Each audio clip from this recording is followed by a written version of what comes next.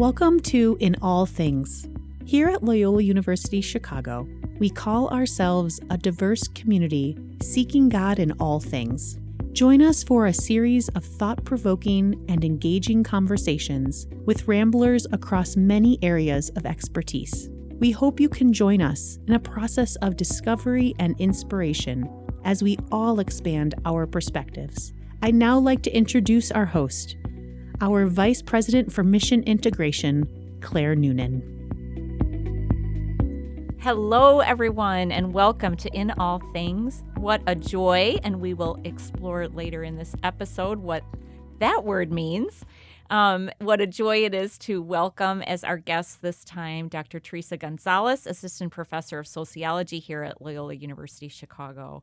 Dr. Gonzales's work is situated at the intersections of feminist, urban, and organizational theories to focus on race and structural racism. She is the author of Building a Better Chicago, Race and Community Resistance to Urban Redevelopment. She's received many prestigious awards, grants, and fellowships for her scholarship, including from the National Science Foundation and the Ford Foundation. And she firmly believes in the capacity of sociology to redress social injustices and inequities. Her newest project is called Grounds for Play and gives life to her love for working with others committed to creating a more joyful, there's that word again, and socially just world for all of us. I've gotten to know Dr. Gonzales a bit in our new Mission Integration Faculty Seminar, which she joined in September, and so I am very pleased to welcome you, Teresa, to the show. Welcome. Thank you. I'm glad to be here. So just to get started, the first time we met, you shared something in your introduction to the effect of sociology is in pretty generally a kind of depressing subject matter, but that you were turning now to joy and play as the focus of your work. So I wonder if you could share a bit about how that change came about. Yeah. Sociologists, we study everything, right? Because we're really interested in group dynamics and, interplays between different kinds of people and different kinds of spaces and different kinds of settings. But we do tend to look at, these heavy social issues, mostly rooted in inequalities, right? Issues of racism, sexism, classism, distribution of resources that's unequal and what have you. And that's still, I'm a sociologist, so it's still embedded in my work. But when I was working on the first book on Chicago, I spent a lot of time with activists in Inglewood and in Little Village. And what I learned from them is that, you can get folks engaged in social activism, civic engagement, transforming their communities, more involved in their communities if you come at it through a more joyful and playful way. Not just having people sit in meetings and, kind of dictating at them or saying this is how the world is burning around us. We all know that, right? And for many of us, we experience that more on a daily basis than others. But also, how do we reclaim spaces of laughter and meaning-making and dignity through a joyful process that also, right, can be transformative and can also get people energized and, wanting to do stuff. I tell my students, you're more likely to go into a meeting if people are laughing and having a good time than if you pass by a room and everybody's just staring at a screen at the front. So it's kind of the same ethos or the same approach to things. So that I knew for my next kind of major project that I wanted to bring joy and collective play into the analysis and into what I was looking at, and into kind of how we can conceptualize, right, community building through looking at that. But I didn't want to only look at people who are, community activists or engaged in, political processes. I was more interested in just the regular everyday people who are trying to find moments of leisure, right? Moments of playfulness, moments of connection with others, and, kind of a more, effervescent way.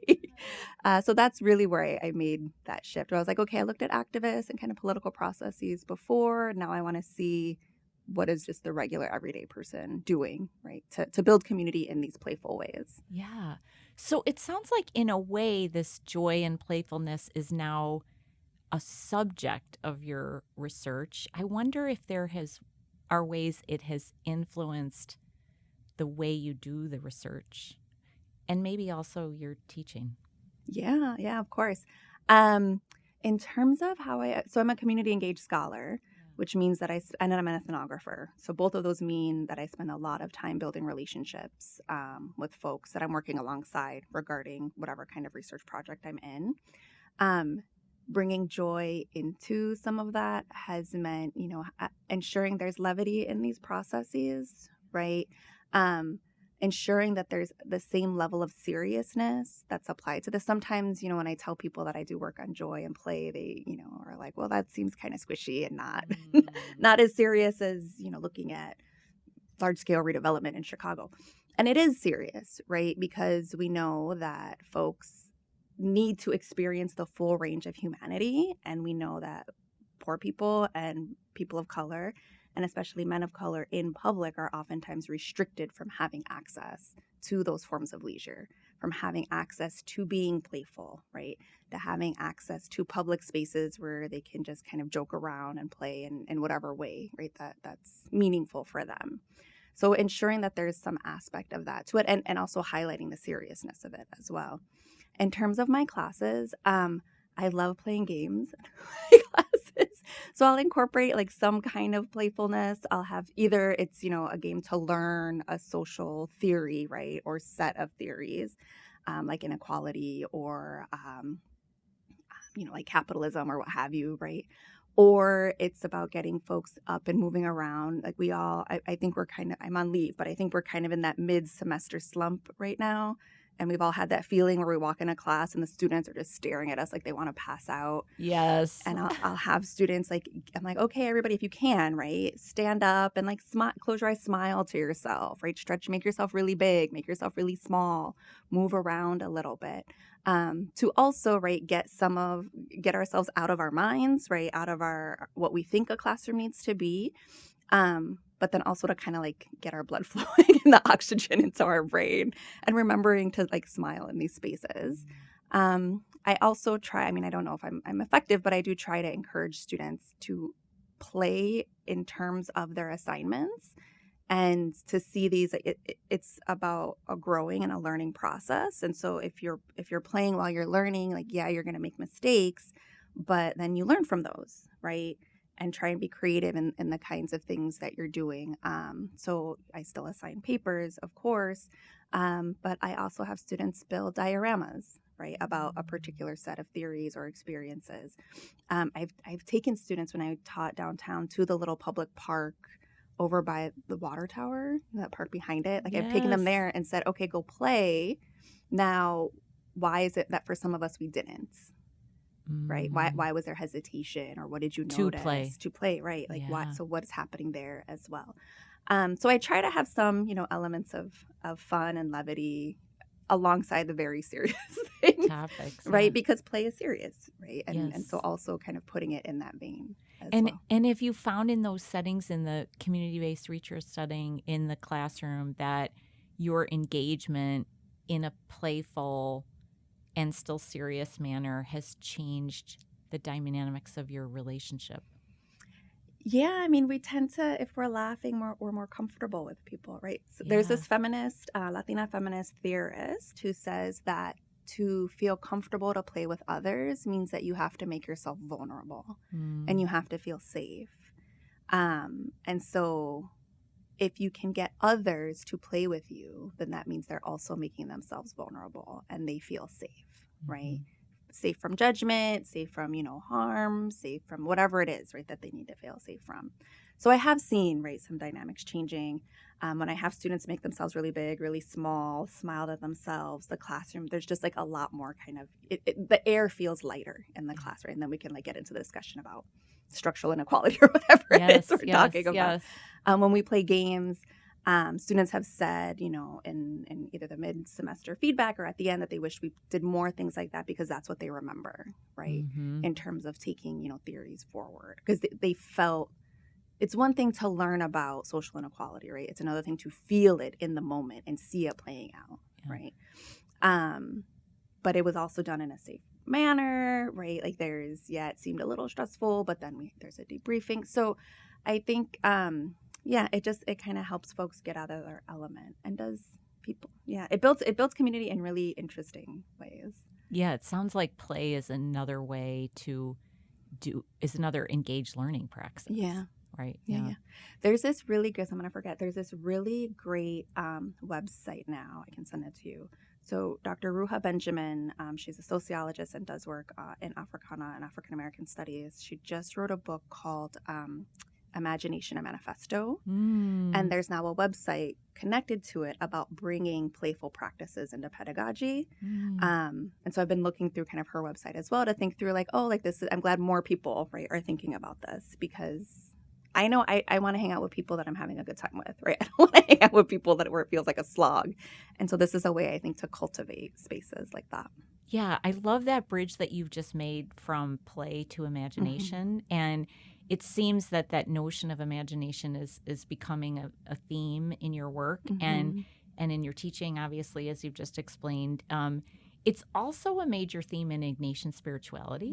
And so I wonder if you could describe a little bit more the relationship between imagination and play for adults in marginalized communities. What does this relationship between imagination and play open up, maybe? Yeah, so we know there's a tremendous amount of research on play in children, right? Yeah. There's not a lot of research on play in adults and the importance of play in adults. So from the research on play in children, we know that play allows kids to test boundaries, right? To kind of work through different kinds of scenarios, to learn how to, compromise with each other and a variety of, learn roles for different kinds of situations. That same thing happens in play for adults as well. Even if we just if we think of play in the sports realm, right? Okay. So play in the sports realm, people, again, are learning roles, are learning to work in a team. They're learning communication tactics. So there are some kind of nonprofit agencies nationally that are working with older teens, kind of young adults, but then adults of even other ages as well, using sports as a way to community build because of that communication component and because of that team building component. We see similar things in terms of, right, there's an organization that's looking or bridging police officers with kind of teens as well, and using play as a way to also kind of bridge that communication divide, right? So that's one component. And then when we start thinking about imagination, so part of what happens, particularly in marginalized communities, is that imagination is squashed, right? There's an effort to conform. Rules are a lot more strict, right? Because if you deviate, it could be a life or death, like literally a life or death situation if you deviate from these very kind of strict ways of being.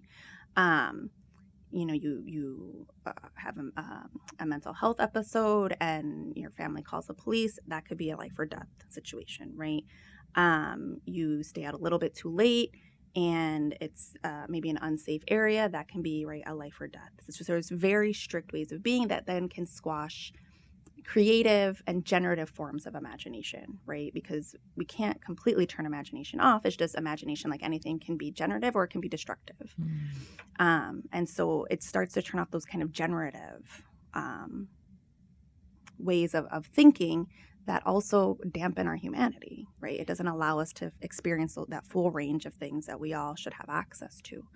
Whereas if we're cultivating kind of that more creative, generative imagination, it then allows us to dream up different kinds of worlds, right? And it reminds us, and this is why I love being a sociologist so much, and when I tell my students, like, the world we live in is the world we created. Like, people created this. So it means that we can create something else if it's not working, right? And we can undo these things and imagine and dream and play to figure out, right? Like, okay, that didn't work. Let's go do this other thing. Let's go do this, right? Until we get somewhere that's in a different direction from where we're at. And then that's where generative play, right? Community building forms of play, creative imagination, I think, really go hand in hand, because it's building those bonds, it's increasing communication, and it's reminding people we can choose different ways of being if these aren't working, right? And we have the right and the capacity to have that access to dreaming. Yeah, we can create a new reality. Yeah, it's not the whole of our lives is not predetermined by these set of rules or factors or circumstances that we find ourselves in, but there is another the play opens up imagination, creative imagination for another way of being. Maybe this is related, but I've also heard you use the term placemaking, which again for me connects to this other practice in Ignatian spirituality called contemplation of place, where you literally imagine yourself in a space and take in the imaginary, take in your imagination the smells, the sounds, the sights, etc. So can you tell me more about what you mean as a sociologist by placemaking? Yeah. So placemaking, urbanists use this term a lot, right? Urban planners, artists. A lot of people use it, but basically what it means and what it means for me is the ability for people, regardless, right, of who they are, to come into a place and reimagine it in ways that connect with them, right? With their culture, with their kind of ways of viewing the world. And it could be something as simple as, just to give a concrete example, right? So I'm working in parks in Lawrence, Massachusetts, and their dominoes players were coming regularly to the park to play with each other, and they would just bring their little tables and they would set up and they'd play. That's placemaking, right? Because they're bringing You're their making own park into a domino competition. Okay. Yep. Yeah. And then the city responded by installing permanent tables for them, right? But still other folks come and they don't like those chairs, so they bring their own chairs from home because they're more comfy. And they just sit there and they nap under the trees, and it's very sweet, right? So that's one form of placemaking.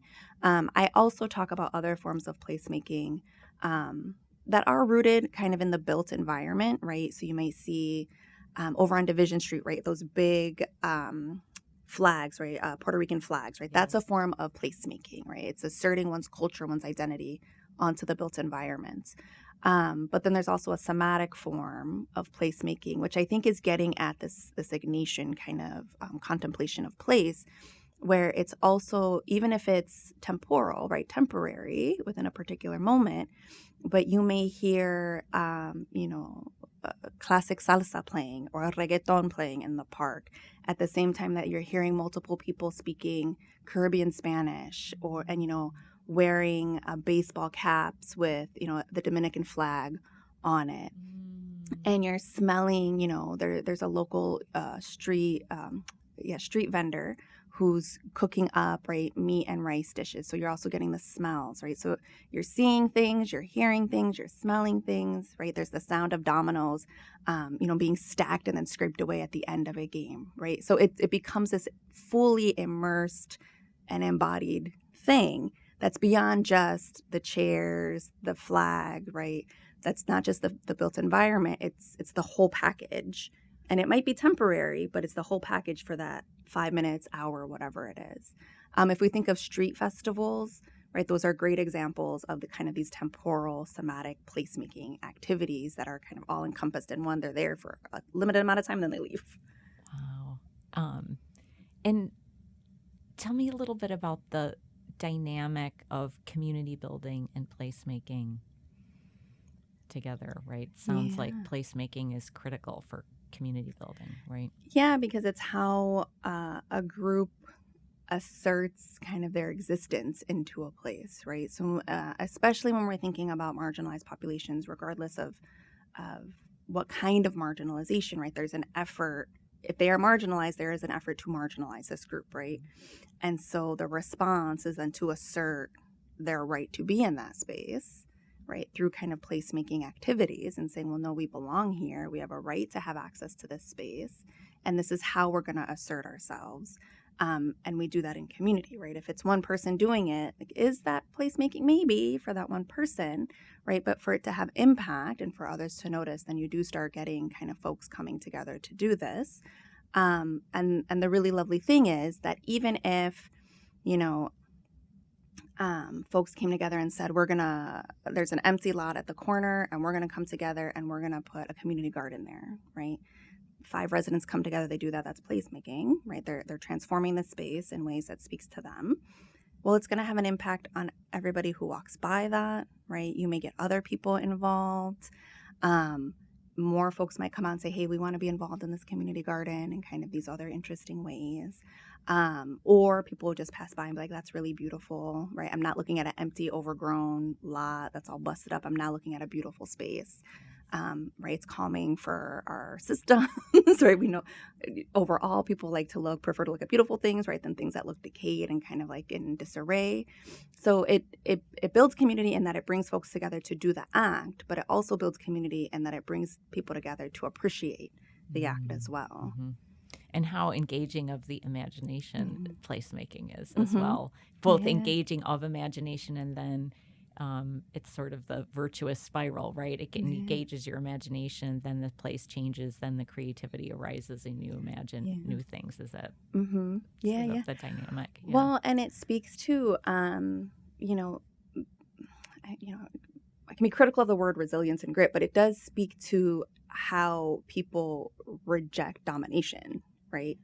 Because there's an assumption that if you marginalize groups, then right, they are being dominated against, and there's no effort, there's no agency, things are happening to them.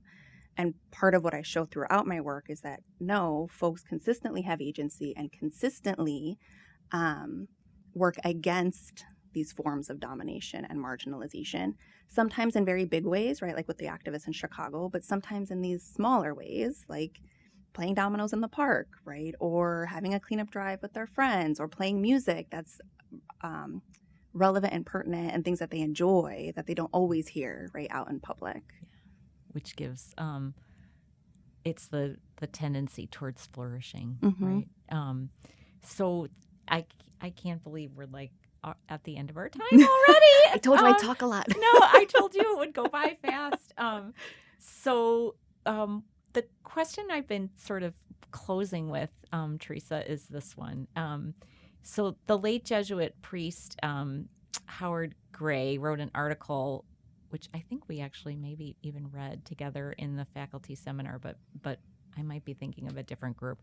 Anyway, it's called Soul Education, and it says, one of the lines out of it, it says, simply put, the Ignatian instinct is to help people become more fully alive. So as we close our conversation, I'd just like to ask, for you, are you experiencing fullness of life in any way right now that we haven't already talked about that you'd like to share?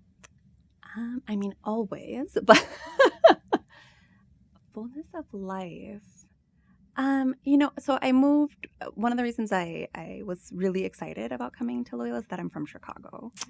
And so this was coming home for me. And it's been really great to I live next door to I bought the house next door to my sister. Wow. I see my mother, all of the time, my brother, all of the time. So it's been really great to have, as academics, we don't always get that luxury. And so being able to do that and just knowing how lucky I am to have that opportunity and that ability to be, enmeshed with my family again has been super lovely. And then I have old friends in Chicago who are not academics, and that has been also equally amazing.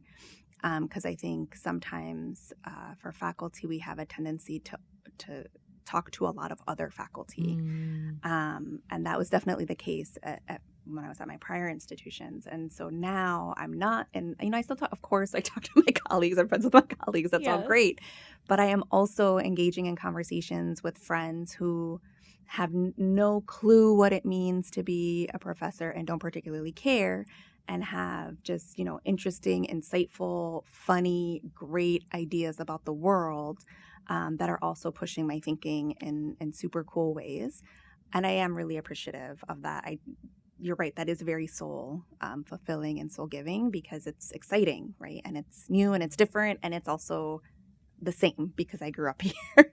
Yes, yes. Well, it's a homecoming, but you're different and they're different from when you were here before. So it's a homecoming and a home building, maybe in a way. So wonderful. Well, it's been just a pleasure, Teresa, a joy to speak with you today. I want to remind our listeners about your book, Building a Better Chicago, Race and Community Resistance to Urban Redevelopment. And we'll be watching for your forthcoming book about play and imagination.